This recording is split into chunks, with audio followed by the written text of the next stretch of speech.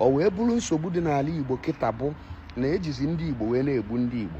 Kedu nke bụ na ndị Ebube Agụ na ndị Udo ga-achị hapụrụ ọrụ ha kwesịrị ịdị na-alụ, ọkachasị gọvanọ Anambra, ọ bụrụ jentu Yahoo, ọ bụrụ ESN nọ n'ime ọbịa na-echekwaba anaba anyị ka ha na-achụ. Please and please, I want Igbo youth to know what is going on. They are just creating a bag, Udogachi, to chase Biafran Liberation Army. So then we allow Funani to enter our land, begin to kill our brothers and sisters. Igbo youth, Igbos, Biafrans, you people need to wake up now. Ihe niile Ikenga agesi ya jiri mee exposition that man gram ya, so which means Ikenga na-enweta report ọ na-enye anyị from ndị police, and Ikenga anọghị na Nigeria. Ihe Ikenga asị nwe spider squad ya nweta Ikenga enweta anybody mana ndị police na ndị army, and onye ọbụla ha gwara ya ka ọ na-ekwu. That is why Ikenga sometimes report ya na-adị one sided, because I wonder why mmadụ dịka Ikenga nji enwebeghị anything no report about military brutality or police brutality. And it's aga m eze agụ mbọchị report otu ndị amị si ga gba village ọkụ. What expect na Ikenga na Ijele na ndụ anyị niile wụ ndị Igbo, ndị ahụ agakwara ndị amị ga-agba ụlọ ha ọkụ, ha wụ mmadụ na na-achọ ndị Ebube Agụ, ha ga-agba ụlọ villages ọkụ, even nye ndị ahụ quick notice. M ga-asịgara gị na that my report mere ha ji last, otherwise a ga-achọ ndị ahụ otu eji chụkwa ndị ọsọ ihe tọkwa. And ego ndị amị na-ana n'iro na-ahara asarị ndị mmadụ, onye Ikenga na Ọgaji Ovika na ndị otu a na-ahụ ya. Please, if you are visiting my YouTube channel for the first time, subscribe with us and turn on your notification button. Hello Biafrans, welcome to Magnetic Gist TV. Good morning, good afternoon, good evening, depending on your time zone, your location, and wherever you are watching us from. Today being the 8th day of July 2026, where the team of Magnetic Gist TV is bringing this news live and direct to you. Biafrans, one of the Biafran Liberation Army has spoken. According to him in this video, he advised the Igbo youths to be very careful because the politicians are using them against the men on ground. You know, just like Shekugumi said, I think that should be last year, that the only way to defeat Biafra is to form an Igbo security that will fight against the Biafrans. And what does he mean by those Biafrans? He's referring to IPOB, he's referring to ESM, he's referring to Biafra Liberation Army. And that's exactly what is happening. Last week, you all heard what happened in Osumo, yes, Osumo. We all heard what happened, how some unknown gunmen battled the Ebube Agụ. The Ebube Agụ team went to Osumo there to fight men on ground, to fight looking for ESN or looking for Biafra Liberation Army. And some gunmen came, they engaged themselves. That is what our brother here, one of the Biafra Liberation Army, is saying, that Ebube Agụ people are only created to come and fight them. They were never created to go and fight the Fulani herdsmen or the bandits. Rather, they were created to come and fight the ESN or Biafra Liberation Army. Listen to him in this video to hear what he said. Please and please, I want Igbo youth to know what is going on. They are just creating a bag, Udogachi, to chase Biafran Liberation Army. So then we allow Funani to enter our land, begin to kill our brothers and sisters. Igbo youth, Igbos, Biafrans, you people need to wake up now, because a great war is coming ahead. Many things is coming. Wake up. Don't allow those people to confuse you. Don't allow those people, Nigeria Janjawi, to use you against your brother. You will regret it last. This is me, aka Obrumade Jenga. This is a vision. I come today to make our people to know what is going on in Imo State. Our brother here is also saying the same thing. And he's angry that it is most happening in Anambra State. Listen to him to hear what he said in this video. Na-ejizi ndị Igbo wee na-egbu ndị Igbo. Ezigbote alụ n'ala Igbo kịta na ndị amị Nigeria, ndị nke si na ba na-ejekwa operation wipe the IBOP, ya na wipe the Eastern Security Network na ba bịa n'ala Igbo ha jụrụ n'ala Igbo kịta ọ bụrụ na egwu ekwerọba ịba n'ime ọbịa dị n'ala Igbo ba wee zita ndị Fulani ndị anyị bụ ndị abịalụ n'Enugu steeti ka papa gbusisi ndị Igbo ọ bụrụ na ndị Fulani emenwuru ya na egwu ekwerọba fa wee kịtazi wee weruzie ndị Igbo be anyị wee na-achọzizi Igbo anyị wee kpọọ ha ndị ebube agụ ọ wee bụrụ nsogbu dị n'ala Igbo kịta bụ na ejizi ndị Igbo wee na-egbu ndị Igbo. Kedu nke bụ na ndị ebube agụ na ndị udo ga-achị hapụrụ ọrụ ha kwesịrị ịdị na-alụ ọkachasị gọvanọ Anambra ọ bụrụ jentu Yahoo ọ bụrụ ESN nọ n'ime ọbịa na-echekwaba na be anyị ka ba na-achụ kemgbe unu nọkọta wee nụ na onwere onye Hausa na-achụgarị na o nwere sekuriti na-achụgarị ndị Fulani herdsmen nọ n'ọfịa na be ndị Hausa na ọmụọ na ndị Hausa akretiri sekuriti na-achụgarịba ọpọ na ibe anyị na be a na-eme abụrụ obibi na ha nwa na-achọ igbusisi ndị be ha nwa na-achọ ka ba wee zụlamaiz ya Naijiria mana anyị nwa na-achọ ka be anyị wee dị mma o wee bụrụ na ndị be anyị kwetara na nke ikpeazụ a na ahịa afọ anụrụ anyị megidelụfa nọ anyị nwa ga-eji aka anyị wee na-egbu onwe anyị wee na-ajụ si na alụ omere ihele emekwara ezigbo ikpele emere and ihele adụrụ na be anyị unu abụrụ ibe ọzọ unu ya alụ na-abụrụ ịbịa gbugbu ụmụnne unu onwenugo ekidnapin dị n'ala Igbo tokompe nke dị n'ugwu Hausa ma ndị na-atọrọ ụmụaka ma ndị na-atọrọ ndị na-eje ọrụ ma ndị na-atọrọ ndị dị iche iche o ji wee bụrụ ụzọ nke na anyị jizi aka anyị wee na-achụgharị onwe anyị unu pụtara na-akpọ ndị Hausa na babụ ndị abụghị na ba amara ihe mana ndị Hausa na-eyi uzu unu ndị Igbo asụkwa m na ezigbote nke bụ ezigbote alụ mere na nke ikpeazụ a onye na-amarọ na olelu nwanne ya na onye golu nwanne ya ayara atụkwasị obi n'ebe ọ nọ. Freedom is coming towards Mazi Nnamdi Kanu. That is what the message our brother is passing through here in this his video. Listen to him to hear what he said. It is just a matter of time. Pressure from the world will make Nigeria to release Mazi Nnamdi Kanu, whether they like it or not. It is a matter of time. For now, they think that they have won. Nigerian government has thought that they have won somebody they went to Kenya to abduct. These are four major things that happened when Nnamdi Kanu was in Nigeria. He was discharged. The DSS said no. He even warned them, even said, I could remember when the Court of Appeal awarded 2 billion naira, fine against Nigerian government. Up to today, I don't even know whether that money has been remitted. They say no. The judiciary, that is the hope of a common man, managed to believe that Nnamdi Kanu was not guilty. At the end of everything, DSS say no. That's to tell you that we are no longer in the country that is practicing democracy. No, there's nothing like democracy in Nigeria. No respecter of the law. Nobody is after the law. Nothing like rule of law. If they cannot discharge Nnamdi Kanu and let him go, irrespective of their crime, because they committed a crime. Number one, they committed abduction. They kidnapped him. That's number one. Then number two, his visa is still in Kenya. They deny him his access. In fact, what again have they not done? Have they not done to Mazi Nnamdi Kanu? They violated his fundamental human right. They went to his house. Oh my God!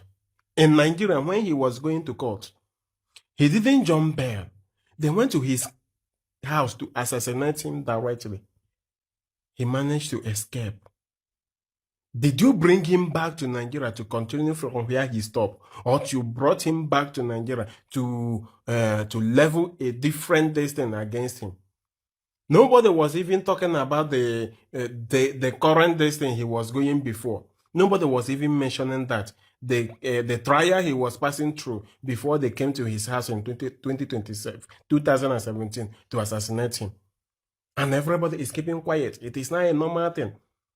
Do you know the only time that that Nigeria will understand that things are happening is what happens to Mazi Nnamdi Kanu? Any day it extends to the northern personnel or Yoruba personnel. The noise will go all over the world. That is when one particular region will remind them that this exactly happened and nobody listened. Fulanis has been going around the whole country claiming, assassinating a lot of people. Oh, the world now wake up. Oh, Nnamdi Kanu was talking about it. Is it the Nnamdi Kanu that you put in jail? that you are not trying to remind what he said? We don't wake up and say enough is enough. It's a matter of time. It will go to everybody. That is it. If they fail to release him, the world will do it by themselves. I will tell you about that in my next video. Pay attention. Dear friends and brothers and sisters, Nnamdi said that he's going to fight for Igbos. That at the end, Igbos will betray him. And that's exactly what is happening today. His team in that pub are fighting against him. Again, one night working to Kanu n'ihe nwanne nwoke kwuru maka ihe a na-eme Maazị Nnamdi Kanu. Maazị Nnamdi Kanu and his organization IPOB. Of recent, some members of his organization have been attacking him. We are not surprised because he said it before, that he will not fail them, but they will fail him. Now, I want to tell you guys, there is a saying that Igbo enwegeze. For Igbo people choose Maazị Nnamdi Kanu as their leader through sacrifice. I'm not talking about IPOB, because if you watch of recent, the people that have been defending him are good conscientious Igbos that are not even members of IPOB. They are the ones that have been protecting his reputation from you guys, from you hawks, from you devourers. Your leader has been in detention, was even sentenced to life imprisonment. That was actually the time for you guys to come after his reputation. But if you see the current trend, that is Igbo people, good conscientious people, even most Nigerians that are not of Igbo extraction, or even foreigners that have been defending his reputation, that have been defending him, to show you that it's too late to bring him down. It is too late. He became a leader through sacrifice, not through voting, not through consensus. He became a leader through sacrifice. So he did not become a leader through voting. There was no time they asked him to bring your first lady or thereabouts. So in a nutshell, we don't really care about his brothers. Igbo people, I don't know what you people are doing. We don't care about his wife in the quest for freedom, because we didn't put all these things into consideration when Igbo people unanimously choose him as a leader, because we choose him as a leader through sacrifice. You must show Igbo people that intrinsically, conscientiously, that you meant well for their well-being before they will follow you, even if tomorrow there is no IPOB. Igbo people will still choose Maazị Nnamdi Kanu as a leader. So I urge you guys, it's better you stop.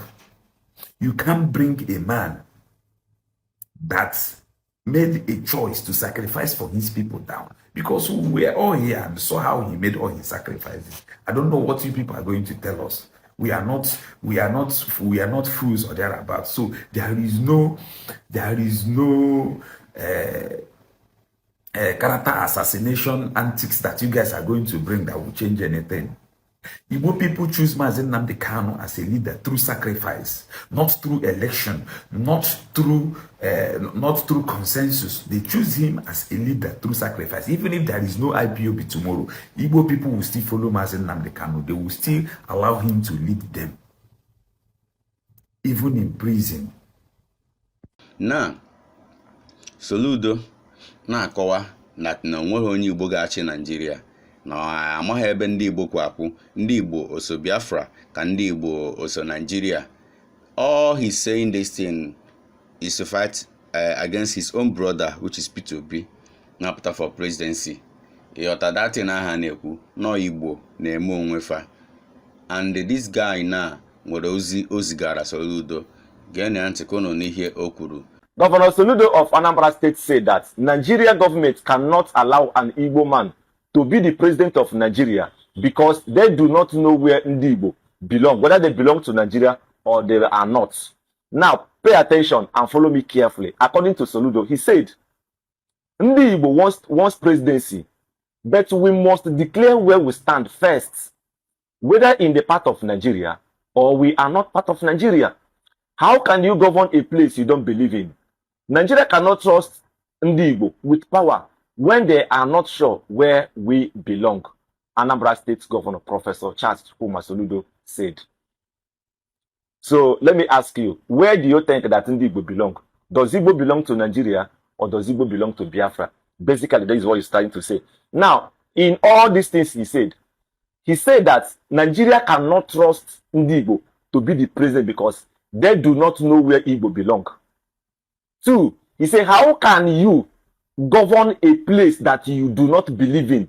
In other words, he's trying to say that Ndi Igbo does not believe in Nigeria. Still, they want to be the president of that nation. I don't know whether if you're noticing something. You they see the foul play. Are you seeing the foul play? And now he said again that before we talk about becoming the president of Nigeria, we need first of all to declare where we stand. That means we need to declare that we stand with Nigeria, that we are Nigerians now. That's nothing like Biafra, nothing like Nnamdi Kanu. That we should just declare, say we are Nigerians. Then we can start talking about presidency. I beg, this thing is the verse me after they talk am. Waiting the author at the comment section. Say the here we sent Soludo kwa na point aka we na Soludo ni ihe ni no na emekwa for political interests that at the end ndị ga-agharịpụkwa ya o wee ghọtakwa ọfụkwa ihe o mere onwe ya gee nsọ dị ntịkọnụ n'ihe o kwuru. Governor Doluso, Alpha, you see say your life does spoil if you don't see anybody tell you. Since when you become the governor of Anambra State, you are only pleasing APC. That's the only thing that you do.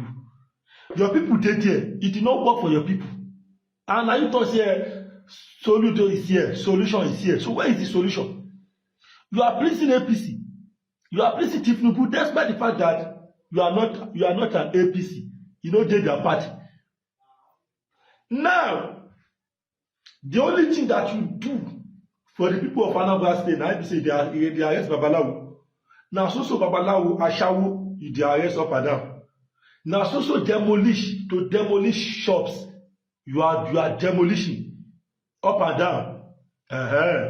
So you are pleasing APC to displease your people. Abi, you are pleasing APC to displease your people. Let me tell you something. When APC go for your hand, it go shock you. Here you see your son, Abi. That your gay son. What be his name? Ozumon, I bet you be name. Abi small in the color. Here now small. That your gay son. I did not come here to insult her, but that girl when they do like worms, I don't want to example say the way they do. They see her. Despite the fact that you are trying so hard to please that boy no send you. Because the boy no say you are a fucking bastard. You are a fucking animal, you don't be human being. Now why the boy no send you? You see the way they vibe to the music where they say shame on you. They may say your son tell you say shame on you for you to destroy the life of Anambra people. Instead of you to stay there for your people, but you choose APC over them. Instead of you to find solution to the problem in Anambra State, give them joy. Don't let them regret why you become their governor. I know say they did not choose you, now APC put you there. But at least, please your people. You are pleasing APC, pleasing your son, but your son will send you. Because you be bad person. I will go kill you, Doluso. That your son, let it be your name again. You small. God bless you once again. Yeah, you too much. That when they do like this, I small be your name. God bless you any place where you did. Sheriff, former governor of the Ondo, former governor of Brunu, yes, former governor of Brunu, Emmanuel Hawa be here created this Boko Haram. All the free now by nobody arrested him. In fact, he's free. But as the that P2B wanted to create Biafra. That's why P2B is trying everything possible to become the president of Nigeria.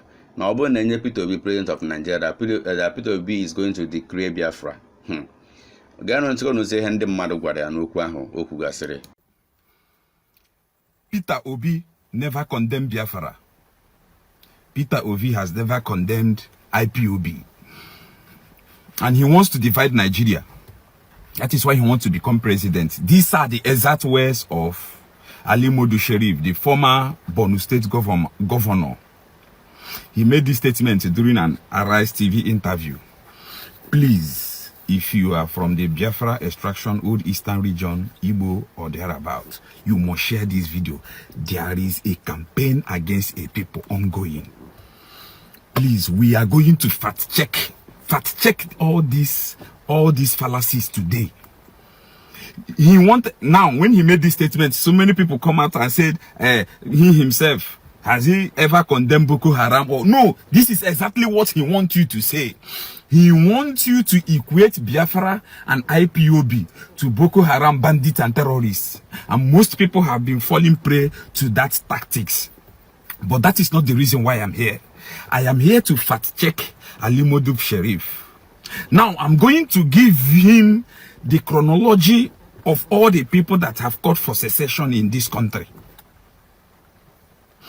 In 1950, during the Ibadan Constitutional Conference, Emir of Zaria warned that the North will consider secession if it did not receive 50% representation.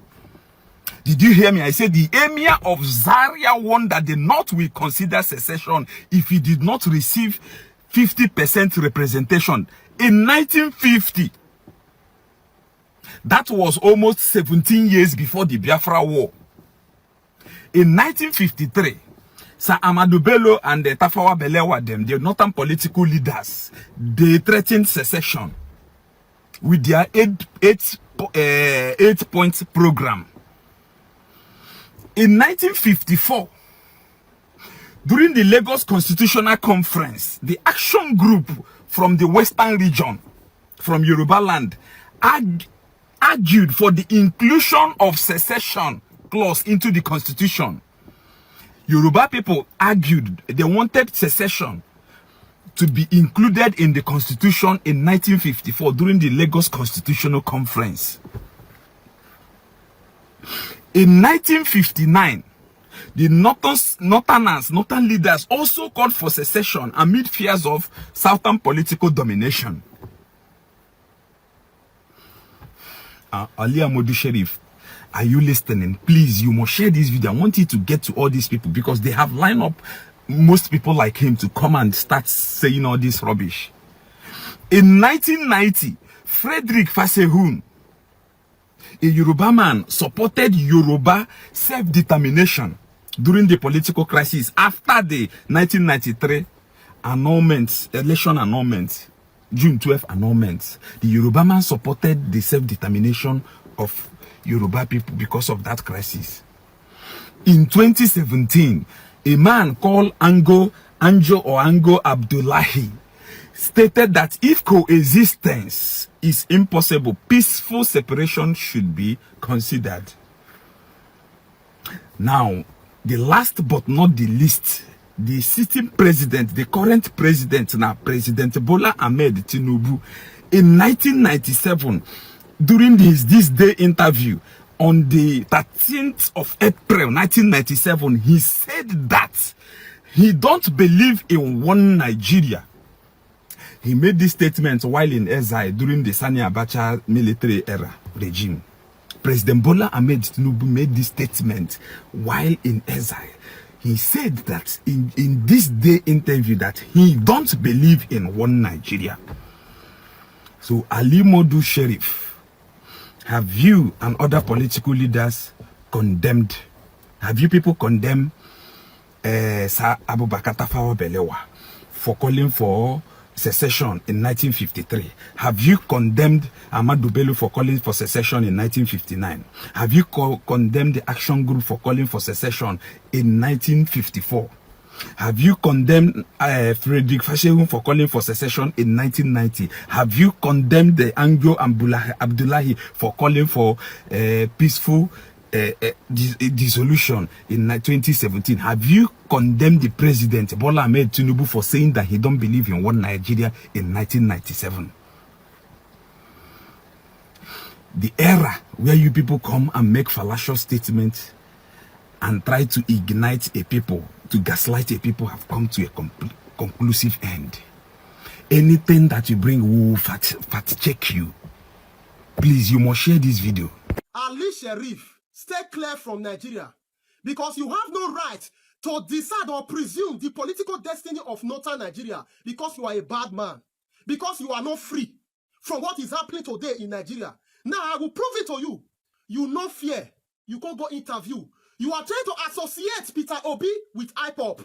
So that is the new message where they send you. Let me tell you, if we are living in a country where there is rule of law for the poor, for the rich, everybody follow the same rule of law. Somebody like you, Ali Sheriff, for don't rust in jail for a very long time. Now, I remember during your time as a governor between 2003 and 2011, it was during that time Boko Haram entered into Borno State, and you did nothing about it. When you were asked after your time as a governor, you denied, you don't know anything, you don't know why. I remember lawyer Sam Falana said you were the person that brought Boko Haram to Nigeria. You were the person that brought them to Borno State because of your political ambition. You chose them for your political ambition. Falana now said, make you sue him to court. Una go meet for court. Did you sue Falana to court? You refuse. You don't sue Falana to court. All to date, una denied how Boko Haram entered into Nigeria. Una denied. Now, you cannot rise up and say you want to decide the destiny of northern Nigeria because of 2027 presidential election. Shame on you. You will be bad person. You will be bad person. You cannot tell me any governor that did what you did, that governor is same as you. It was during your time Boko Haram entered Borno State. You una asked them. Una gave them right to marry. Una did everything. Those people, they get power. According to reports, allegedly, they said you choose them for your own political ambition as a governor. Now, you they leak Peter Obi, associate Peter Obi to IPOP, trying to demarket Peter Obi in the northern Nigeria. Men not see, Norths are not mumu again like the way you people want them to be. They're not mumu like that again. Their eyes said don't open past us. You understand? They know you people leaders in the north, you are the disgrace. Now be the evil where they know that they don't make northern Nigeria youth make them succeed for life. You see how your people be. The level of poverty in the northern Nigeria, only God go fit save you now. So for you, Ali Sheriff, stay clear for 2027 presidential election because you be evil man. Nigerians should not have anything to do with you again for this country. Go and meet Falana in court. Make you go tell them, say, you don't know how Boko Haram entered into Borno State during your time as a governor. Falana is waiting for you in court. Go meet her. Go and prove yourself. Peter Obi, up to this moment, he is pursuing division of Nigeria. How? How? Because, is that right? I mean, because what evidence do you have to say that? He believes in Biafran.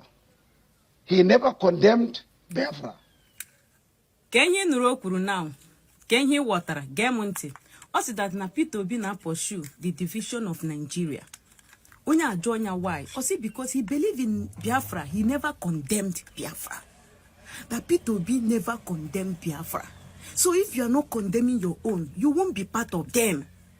Okwunu for na these people ma ihe nwa bi Igbo bụ ha ma na Igbo bụ mgbọrọgwụ. Ima ihe na akpọ mgbọrọgwụ ji this country. Without Igbo there is nothing like Nigeria. Nemanya these people ga-ekwe anyị laa. Na akwa nwoke a na-ebe na nwekwenye Peter Obi mere ha o. Akwa ha na-ebe bụ na ọ na-support nke ya. So ha nwa ma ihe meni ha chọhụ ka ndị Igbo gara onwe ha. Ha ma ihe a na-eme ndị Igbo. Ha ma na ha ji Igbo wa akwụrụ. No Igbo wokwu ha ji kwụrụ tata. Igbo wa anya ha ji ahụ ụzọ. Igbo wa ọnụ ha ji ekwu okwu. Without Igbo ndị aga afọ ihe ha ga-ekwu, ndị aga afọ ihe ha ga-eme. Ha ga-eri onwe ha n'ọnụ. Giwa bụ onye Igbo amaghị ebis. Some of you on social media na-ere onwe ntụrụ n'afọ. Ga boxes niile a na-agbagharị saga. A na-agbagharị saga. Ma ịkpọrọ onwe gị onye Igbo. While others are looking up. Like, ha nekwasịrị gị anya. Ka nyere ịbịa kwuo nke m ga-ekwu ebe a. Ha chọwa onwe ha na-abụghị m. Ịmakwana anụ Igbo ka ịbụ. Others my who you are. Ha ma where you come from. But you don't know who you are. Ndị Igbo aga ekwu unu laa. Gente, onwekwe Peter Obi mere, onwekwe ihe o mere. Ọ na He believes in Biafra and he never condemned them. So if you're not condemning your own, you will never be part of them. Like, in my way, what I go now? Now, Lord Nekachimezie is exposing Ikenga Urago, Udene, Jovika, and the rest of them in all their atrocities against Igbos, that they are only fighting their brothers, while the atrocities of the Fulani herdsmen going on in Igbo, that they are not even talking about it. Listen to Lord Nekachimezie in this video to hear what she said. That is why, that place, Mana most of ụmụnne anyị a na-enye report a, most of them not obodo Igbo. Report ha na-enyewo o depend ezitere ha anya that report ihe a na-enye anyị nsogbu. Ndị m na-echekara ozi a ugbu a na-awụ nna anyị ukwu Pastor Jovika na-echekakwara Ikenga Uragu. Ikenga eme several posts kpọọ m aha mmadụ m chọrọ ime m intimidate ka ọ m karị ka ọ gịnị, I don't know.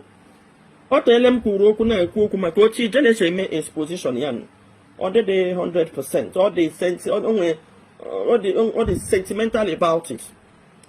So expose Ikenga Uragu na-eme ewu ọ wụrụhala IPOB na ESN, and unfortunately ihe awo otu ọ wee member for years. Ihe m chọpụtara n'ihe IPOB n'ụwa ọtụtụ ndị makpụrụ de ka ha grab position possibly ihe ha ga na-enweta, mana majority of ndị nọ na datin bara ya ha dị passionate about nwere onwe. Ihe m na-echewu na Ikenga Uragu so na ndị bara na datin maka ihe ọ ga-erite, because at a time ọ dị ka mgbe ọ bịa chọpụta na maybe Nnamdi Kanu na ụmụnne ya jizirite na akpa ego iwe ya achọzi ewe ịkpara ego nke ya. Enwere onye polisi m mitiri, ya policeman na-agwa m na madam ka agwa m na emene m investigate even ruo n'ụlọ m.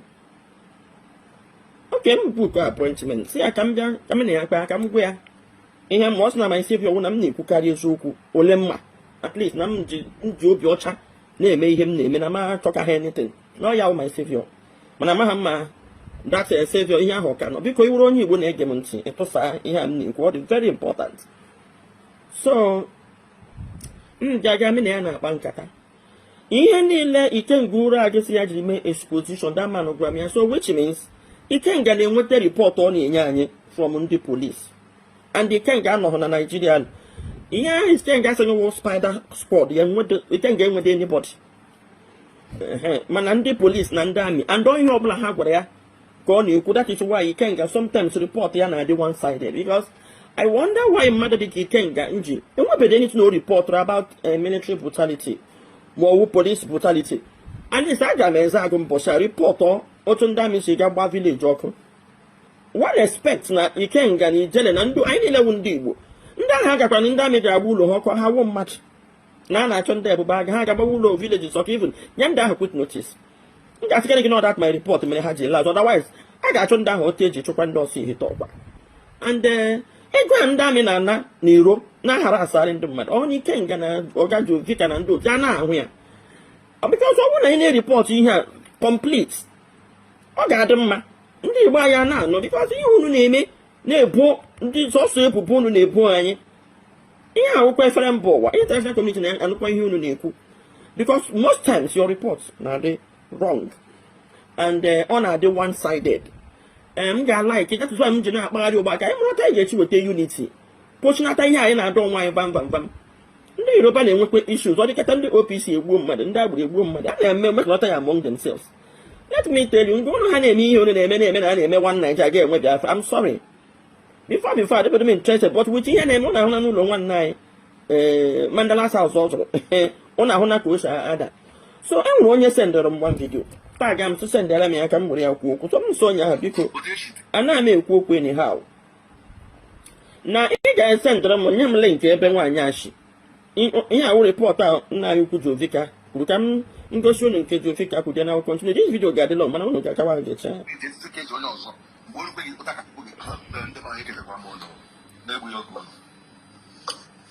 epostụrụ vidio nwaanyị nọ n'ahụ na ihu ugbu a, onye atọrọ onye ọkaigwe ụmụlọlọ ọkaigwe, onye bụkwa nwanne Gentle de Yahoo, mana ha bi na arọ n'izọ ebe a na-akpọ Obirikiti na-azụ ahịa. Mgbe ndị si ha na-azụ nwere onwe kwuru kwere ọgbaghara ha gaa arọ n'izọ gaa Obirikiti nwaanyị a nwanne ya nwoke bụ na nwunye nwaanyị a na DIP ebe ahụ gbagbara ọsọ dịka ọnụ nwere story. Now nwoke ahụ anwụọla etinye burial ya na 29th of this particular 2 days ago. Time na video na abụ 28 etinye burial na 2 days ago 25th bụ Thursday gara aga.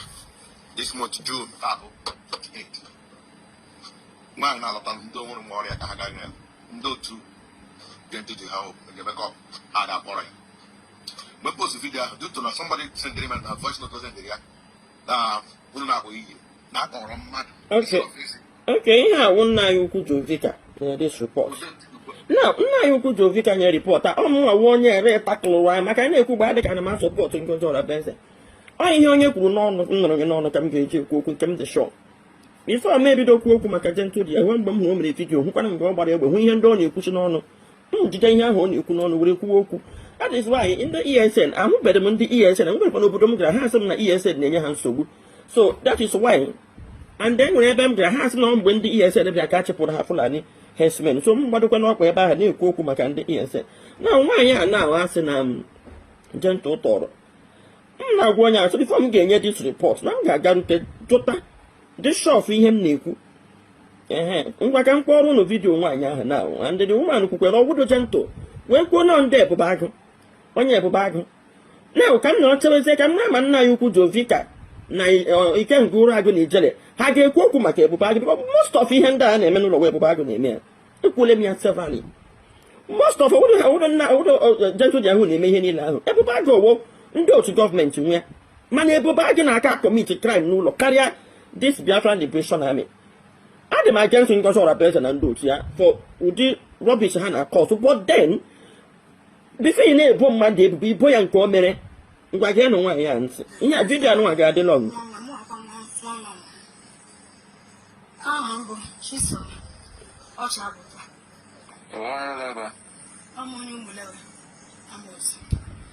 Kedu onye jikọrọ gị na Gentle ruo ihe relation gị na Maazị Gentle?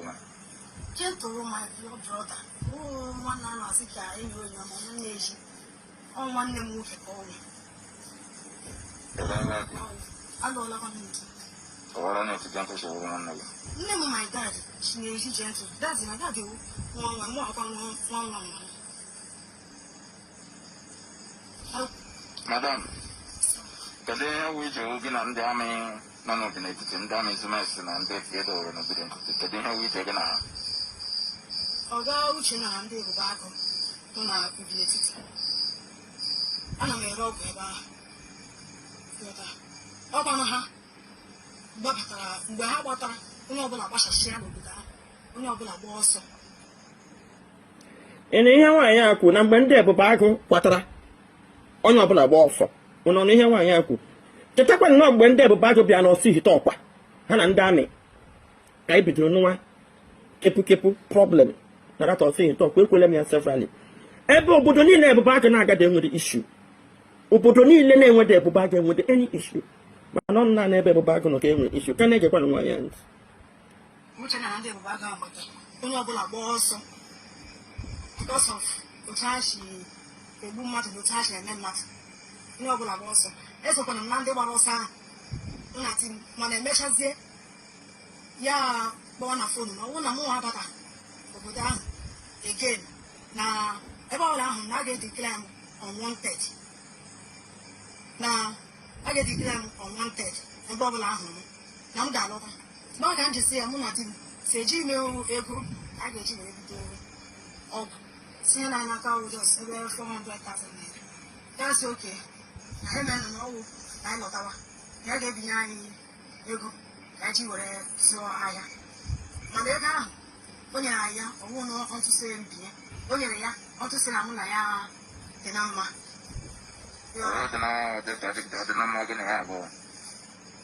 That's friendship mụ na ya dị ezigbo mma. Yes. So anyị batazie mgbe anyị wetara ego anyị ga-aga bute ya ọgwụ tikwe na shop bidozierewa ahịa ndị ebube agụ a na-abịakwa azụkwa ya ọgwụ the extent ha zụọ n'aka mụ na ha esemokwu ma akpọcha ma chairman obodo ahụ bịa akwụcha ya ọ bụchegwazie ha ihe a na-akwụsị m ụgwọ monthly ọnwa agwụ ọgwụ niile ha na-asụ n'ebe a n'aka ude na ncha niile n'aka ọnwa agwụ gọọmenti kwụzie ha ụgwọ ha akwụọ m ụgwọ ụfọdụkwa agaghị akwụ ha ekwerekwe m ike ibi nke a mụ na gị na-ekwu na ego nọ n'aka ha 608 something thousand ọ bụ ma provision ma cosmetics ha zụchara azụ akwụghị ha ụgwọ ya n'uche uche nna makwa nna kọmplen ya tuji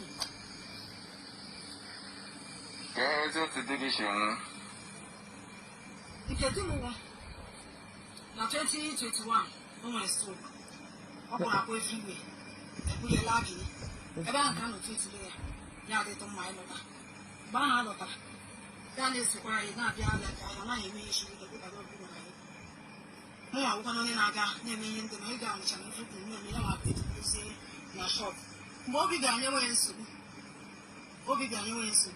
eburuzie buru ya gatụ ifu na nke igwe chekicha ihe gbasara oge ahụ onweghị ihe ifu letere ya asị m di na ọnwụwa mmiri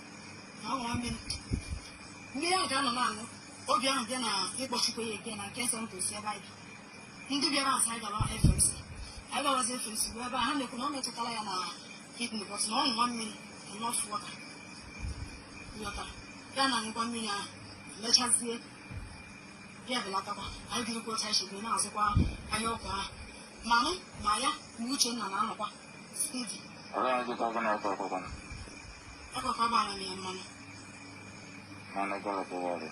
m ya mmanụ ọ dazi o butere ya na pikọp ma na-asọrọ ya agbara ya mmanụ na-asọrọ ya so in that process nke first one asụrụ ebupụla ya 20 something robbers fọ n'afọ asụchabe ọwakpa enwebe ana onye mmadụ ebutere na mmiri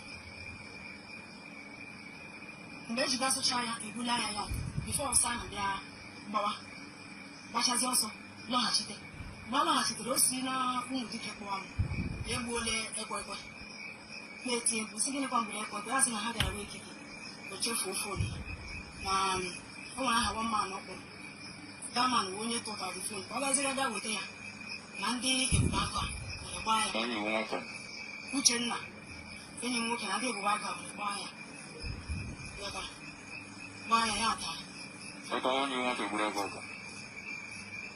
ha niile gara ọrụ ha niile na-aga ọrụ steeti ọhụrụ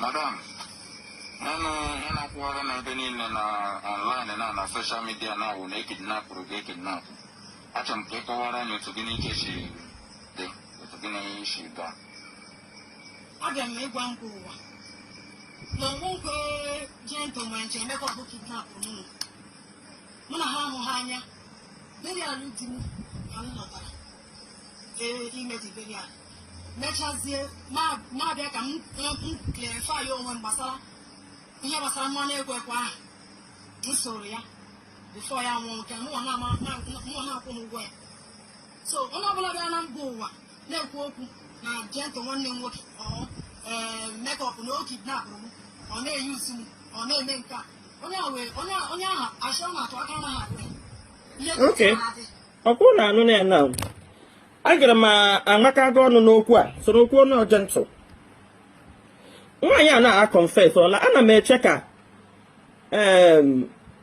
Ikenga ụrụ agụ na ndị spaida ya mee expose na-echekwa ka Pastor Jovika maka nwaanyị ekwuole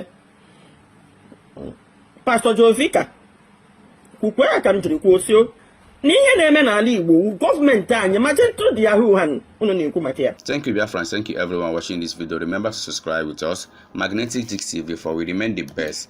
Let us interact in our comment section. We all love you. Bye.